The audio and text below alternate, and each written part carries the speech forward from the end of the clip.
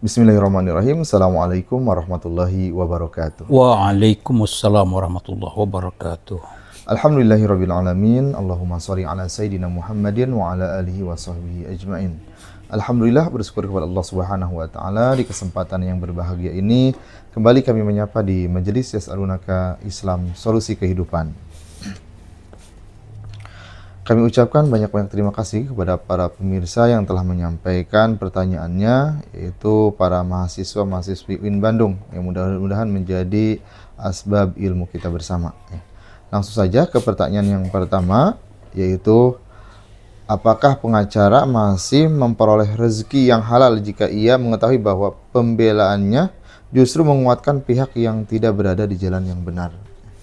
Bismillahirrahmanirrahim. Wassalatu wassalamu ala asyrafil mursalin wa ala alihi wa sahbihi ajma'in. Ya, antara halal dan benar ini kan bertautan langsung. Jadi kalau tidak halal, tidak benar berarti tidak halal. Nah, ini pertanyaannya adalah pengacara yang membela ketidakbenaran. Maka penghasilan pengacara ini tentu saja penghasilan dari kezaliman. Khianat. Itu jelas haram, ya kan? Adzulmu haram, dzulumatun yaumil qiyamah. Ya, haram di dunia dan tentu akan menjadi dzulumat, gelap di hari kiamat. Begitu. Baik, terima kasih atas penjelasannya. Ya, pertanyaan berikutnya terkait kedudukan sholat qobliyah subuh. Jadi suatu saat ia ketinggalan waktu untuk melaksanakan sholat qobliyah subuh dan mendapatkan imam telah melaksanakan sholat subuh. Apakah kita harus sholat qobliyah dulu baru ngikutin imam, apa langsung ngikutin imam seperti itu? Dalam hadis itu kan Nabi SAW mengarahkan bahwa harus ta'anni, alaikum bis sakinah. Kalian harus tenang untuk sholat itu. Karena tenang itu kemudian idza adraktum fasallu. Kalau terkejar maka sholatlah, gitu kan.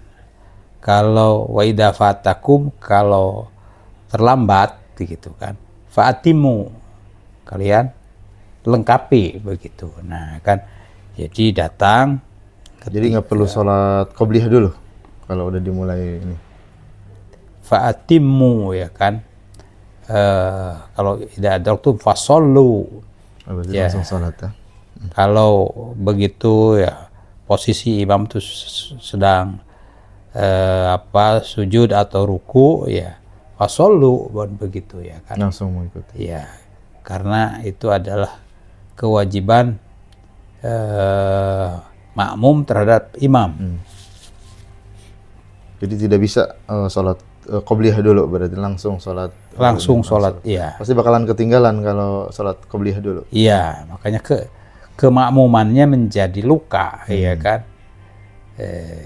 Jadi dalam posisi ini ya langsung, ya, imamnya sudah ruku, langsung ruku. Tapi takbir dulu, takbiratul ihram dulu, Allahu Akbar, kemudian ruku, begitu. Atau sujud, takbiratul ihram, lalu sujud, begitu, ya kan. Itulah ya imamah, ya, kewajiban mengikuti imam. Baik, terima kasih atas pencerahannya. Pertanyaan berikutnya terkait bacaan surat Al-Fatihah yang tidak bisa didengar oleh diri sendiri, apakah sah atau tidak sholatnya? Dalam hati mungkin baca Al-Fatihahnya. Nah, berarti Al-Fatihah itu faqra'u, kan, ma tayassara minal Qur'an, ya kan. Ya, tidak harus panjang, ya, tapi qiraah, perintahnya itu qiraah, bukan istima', bukan mendengarkan. Di makmum ya harus ya baca Fatihah, walaupun imam tadi sudah baca Fatihah. Nah, jadi makmum baca Fatihah. Makanya Rasulullah SAW itu dipantau oleh sahabat apakah beliau itu baca Fatihah atau tidak. Lihatnya kalau janggut beliau itu bergerak, berarti baca Fatihah, kan begitu ya kan. Berarti nggak bisa dalam hati doang. Tidak bisa. Ya, berarti harus faqra'u itu harus ya minimal terdengar oleh diri sendiri. Iya. Begitu. Jadi qiraah itu ya memang ada gerakan mulut ya. Lisan ya. Bukan gerakan lisan begitu ya. Wallahu a'lam. Baik, terima kasih atas penjelasannya. Pertanyaan berikutnya terkait apakah wanita yang haid boleh membaca Al-Qur'an di smartphone, di handphone? Ya, faqra'u ya. Apakah itu Al-Qur'an atau mushaf ya kan? Nah, ini ulama ini membahas ya kan. Kalau itu mushaf asy-syarif ya kan, itu memang harus pakai wudu dan seterusnya ya kan. Nah, tidak boleh punya hadas. Ada hadas ya kan. Nah, ini dalam hal ini wanitanya dalam keadaan haid. Nah, keadaan haid itu kan ya muhdis, dia dalam hadas ya kan. Dia berhadas.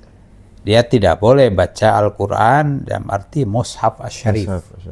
Tapi kalau Al-Qur'an di handphone, ya di handphone itu ya tidak termasuk mushaf asy-syarif. Mushaf asy-syarif itu baina daffatai mushaf ya kan. Sedangkan handphone itu ya bukan mushaf. Itu kan. Bukan mushaf, jadi boleh ya. Tapi jelas karena dia membaca kalimah-kalimah Allah ya, dia ada adabnya, batasan adabnya ya. Ada adabnya ya kan. Beda dengan menyebut kalimat-kalimat lugha Arabiyah ya kan. Ya, jadi punya kekhasan menyebut ya kalimat-kalimat Allah itu ya kan. Walaupun ya mushaf elektronik itu tidak dikategorikan mushaf asy-syarif. Sehingga yang mengharuskan wudu ya atau yang punya hadas ya itu bisa megang ya HP ya kan. Ya, orang punya hadas ya dia bisa pegang HP, dia bisa ya menerima atau mengirim telepon kan itu ya. Termasuk tentu membaca kalimat-kalimat Al-Qur'an yang ada di dalam HP itu ya kan, karena itu bukan mushaf asy-syarif. Wallahu a'lam. Baik, terima kasih atas penjelasannya. Pertanyaan berikutnya terkait kemahroman. Apakah hubungan kemahroman antara seorang perempuan dan ayah mertuanya tetap melekat meskipun dia telah berpisah dengan suaminya ataupun anak mertuanya? Ya, kemahroman itu ya bukan hanya bisa babin nikah ya, tapi juga kemahroman bisa bab radha'ah. Ya kan. Kalau dalam hal ini karena pernikahan. Ya, karena pernikahan dan karena dia itu jadi minantu gitu kan, ya. Jadi mahram. Jadi tapi setelah berpisah atau dengan anaknya, apakah tetap mahram? Kalau sudah berpisah kan bukan menantu lagi. Menantu lagi. Jadi berarti pernikahannya kan batal jadi. Iya. Bagaimana ya dengan mantan suami begitu kan? Cerai. Ya, jadi bukan. ajnabi. Nah, gitu. Kan. Itu jadi penyebabnya udah nggak ada ya berarti nggak? Iya, begitu. Wallahu a'lam. Terima kasih atas jawabannya. Ya, pertanyaan berikutnya terkait rambut. Apakah rambut yang jatuh maupun rontok ya ketika sedang haid wajib dibawa ketika mandi atau harus dibersihkan juga yang sudah rontok? Ini ya ikhtilaf antara para ulama mazhab ya kan. Jadi mazhab Syafi'i itu ketat sekali ya kan. Jadi seluruh bagian daripada a'dha ya, bagian daripada anggota ya, itu harus disucikan begitu kan. Potongan kuku, Iya, potongan kuku, rambut kan begitu ya kan. Itu karena merupakan juz ya, minal kul, bagian dari keseluruhan badan, dan badan itu tentu muhdis ya, dia punya hadas ya. Jadi rambut itu ya harus dikumpulin ya, kemudian ya disucikan. Demikian dia potongan-potongan kuku itu di mazhab Syafi'i itu ya, jadi tidak ada yang terlewat begitu kan. Wallahul musta'an. Baik, terima kasih atas penjelasannya. Pertanyaan berikutnya masih terkait masalah masbuk ya. Ketika kita masbuk dan posisi imam sedang dalam keadaan ruku, apakah kita langsung ruku atau dimulai dengan takbiratul ihram terlebih dahulu? Juga bagaimana batasan seorang dapat dikatakan masbuk? Kewajiban sholat itu kan ada arkan fi'liyah dan arkan qauliyah. Arkan fi'liyah itu takbiratul ihram. Takbiratul ihram. Iya kan? Dan angkat kedua tangan kan. Tangan, ruku. Ya, ruku itu ya fi'liyah, perbuatan ya kan. Ruku dan sujud itu dibedakan karena itu fi'liyah. Demikian juga i'tidal beda. Sedangkan rukun qauliyah itu ya melafadzkan Allahu Akbar, begitu harus ya kan. Jadi tidak cukup hanya ngangkat tangan tapi tidak ya takbiratul ihram namanya. Takbiratul ihram itu ada arkan fi'liyah sekaligus juga di situ ada arkan qauliyah. Iya. Berarti takbiratul ihram terus mengikuti imam. Ya begitu. Dalam hal ini para ulama ya ada yang ketat sekali ya. Cara takbiratul ihramnya ada yang ya sampai mengenai telinga ya, ada yang tidak seperti itu tapi hanya ya, angkat saja, hanya bertepatan dengan syahwal madkidawai, bertepatan dengan telinga begitu kan. Nah itu soal khilafiyah, tapi harus ngangkat telinga itu, apakah harus kena bertepatan atau ya bersejajar, dan harus mengucapkan Allahu Akbar begitu. Wallahu a'lam. Baik, terima kasih atas penjelasannya. Pertanyaan berikutnya terkait kedudukan non-muslim ya. Bagaimana balasan yang didapat oleh orang non-muslim ketika di dunia ia seringkali melakukan kebaikan, sedang mereka dikatakan tidak akan mendapatkan surga ataupun kebaikan akhirat? Ya, Allah Subhanahu wa ta'ala itu maha adil tapi juga maha bijaksana, ya kan? Keadilan itu untuk semua manusia, ya kan? Termasuk manusia yang belum masuk Islam, non-muslim. Makanya ada sifat Rahmaniyah, Ar-Rahman. Itu Allah memberikan kasih sayang ya kepada semua orang. Yang beriman, yang kafir, semua mendapatkan kasih sayang. Kan? Itu bab keadilan, ya kan? Tapi soal balasan di akhirat itu ada rahmat Allah. Rahmat Allah itu tidak diberikan kepada semua orang, tapi wa kana bil mu'minina rahima. Allah itu yang memberikan rahmat Allah. Jadi mungkin di dunia dapat balasan kebaikan dari orang, mungkin, tapi penghargaan, rahmat Allah tidak, ya kan? Karena rahmat itu dikaitkan dengan al-iman. Al-iman. Ya, begitu. Wallah. Baik, terima kasih atas penjelasannya. Pertanyaan berikutnya, bagaimana kedudukan doa seorang hamba yang secara lahir rajin meminta kepada Allah, namun dalam kehidupan sehari-hari ia mengabaikan sebab-sebab yang diwajibkan syariat? Apakah doanya tetap naik sebagai ibadah atau terhalang karena dirinya menjadikan doa sebagai pengganti ikhtiar?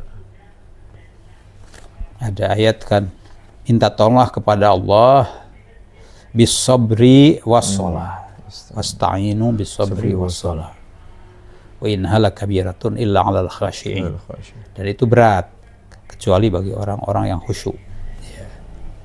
Sabar itu adalah tentu berikhtiar, usaha, yaitu sabar. As-shalah itu doa. Iya. Iya, minta tolong itu dua-dua sekaligus. Iya, dia berusaha dengan sabar begitu kan. Berbanting tulang, membanting tulang, gitu kan. Dan ya sholat, minta tolong kepada Allah Subhanahu Wa Taala. Nah, dalam hal ini orang itu rajin minta tolong, tapi tidak usaha, berarti tidak memandukan as-sabr, ya kan. Padahal itu ikhtiar itu wajib, wasta'inu bis-sabri, ya kan. Dan itu berat, sabar itu. Innaha lakabiratun illa 'alal khashi'in, ya kan. Jadi dua-dua itu ya kewajiban.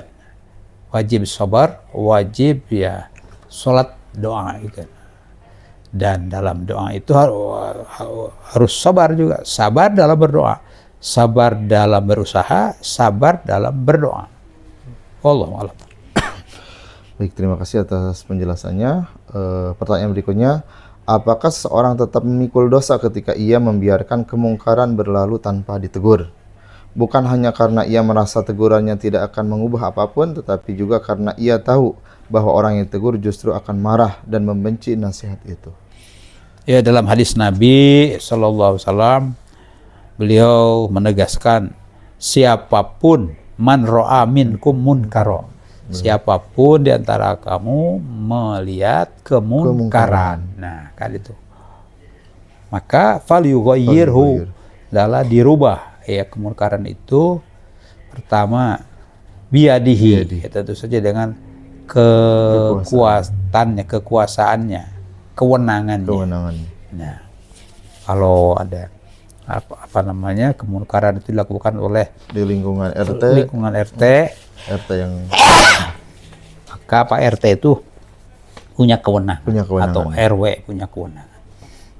Demikian juga di lingkungan murid, ya guru itu punya kewenangan. Itulah aliyad, ya kewenangan. Kalau tidak punya kewenangan tapi ada kemunkaran itu, ya dirubah dengan lisan, ya kan. Lisan, ya itu kan nasihat. Kan begitu. Nah, siapapun bisa, ya kan. Ya para ustadz, ya siapapun, bahkan teman sendiri kan bisa ya menasehati sesama temannya.